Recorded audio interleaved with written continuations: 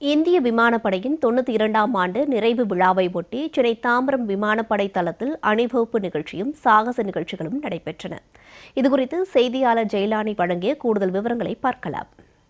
1932ஆம் ஆண்டு இந்திய விமானப்படை தொடங்கப்பட்டு 92 ஆண்டுகளாக இந்தியாவின் பாதுகாப்பிற்காக அயராது உழைத்து வரும் இந்திய விமானப்படையின் ஆண்டு விழா ஒவ்வொரு ஆண்டும் அக்டோபர் 8ஆம் தேதி கொண்டாடப்படுவது வழக்கம். அந்த வகையில் இந்த ஆண்டு 92வது ஆண்டு நிறைவு ஆண்டு விழா என்பது சென்னை தாம்பரத்தில் இருக்கக்கூடிய விமானப்படை தளத்தில் நடைபெற்றது.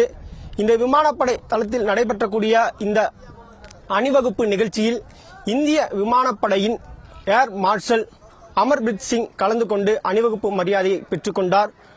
இந்த விமானப்படை சாகச நிகழ்ச்சிக்கான அணிவகுப்பு நிகழ்ச்சியில் பேண்ட் வாத்தியங்களுக்கான அணிவகுப்பு, துப்பாக்கி முனையிலான சாகசங்கள் நிகழ்த்தக்கூடிய அணிவகுப்பு உள்ளிட்ட பல்வேறு அணிவகுப்பு நிகழ்ச்சிகள் என்பது நடத்தப்பட்டது.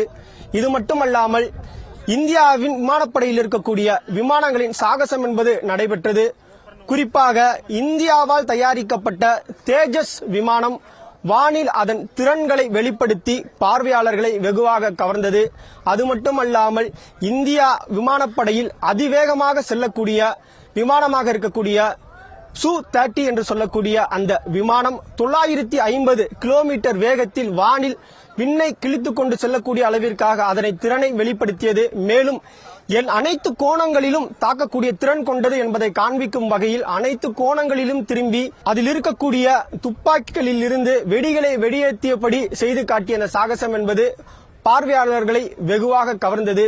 இதற்கு அடுத்தபடியாக இந்தியாவால் தயாரிக்கப்பட்ட இந்தியாவிற்கு பெருமை சேர்க்கக்கூடிய பிரச்சண்ட் ஹெலிகாப்டரும் பல்வேறு சாகச நிகழ்ச்சிகளை நிகழ்த்தி காட்டியது. மேலும் இந்தியாவிற்கு பெருமை சேர்க்கக்கூடிய ஹெலிகாப்டர் குழுவான சாரங் குழுவினரும் அதேபோன்று இந்தியாவின் ஆசியாவிலேயே தலைச்சிறந்த விமான குழுவாக இருக்கக்கூடிய சூரியன் கிரண் குழுவினரும் பல்வேறு சாகசங்களை நிகழ்த்தி காட்டினர். அதிலும் குறிப்பாக சூரிய கிரண் குழுவினர் ஒய் வடிவில் விமானத்தை இயக்கி இந்தியாவின் தூண்களாக இருக்கக்கூடிய இளைஞர்கள் இந்திய விமானப்படையில் சேர்வதற்கு ஆர்வம் மிகுந்தியோடு இருப்பதன் காரணமாக அவர்களை பெருமை சேர்க்கும் விதமாகவும் அவர்களை சுட்டிக்காட்டும் விதமாகவும் ஒய் வடிவில் விமானத்தை இயக்கி பல்வேறு சாகசங்களை நிகழ்த்தி காட்டினார்கள்.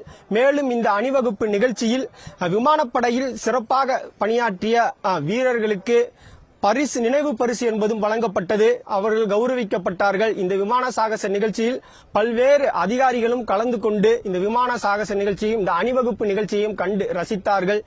இந்திய விமானப்படை 92 ஆண்டுகளை நிறைவு பெற்று 93வது ஆண்டில் அடியெடுத்து வைக்கிறது.